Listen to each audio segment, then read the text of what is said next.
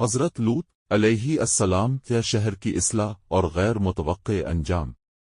صدوم کا شہر بڑا اور خوبصورت تھا، لوگ مالدار، طاقتور اور ہر چیز میں خود پر فخر کرنے والے تھے، مگر ان کا غرور اور بدکاری حد سے بڑھ چکی تھی۔ وہ دوسروں کا حق مارنے میں خوشی محسوس کرتے اور برائی کو فخر سمجھتے تھے۔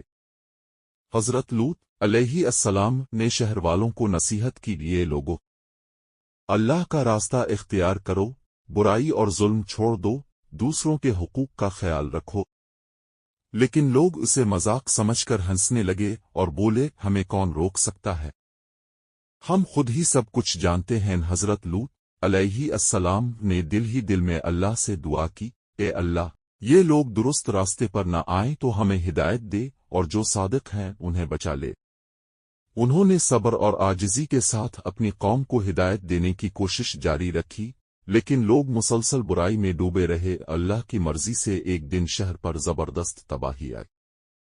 حضرت لوط علیہ السلام اور ان کے مخلص لوگ محفوظ رہے، لیکن باقی لوگ اپنی نافرمانی کی وجہ سے عبرت بن گئے۔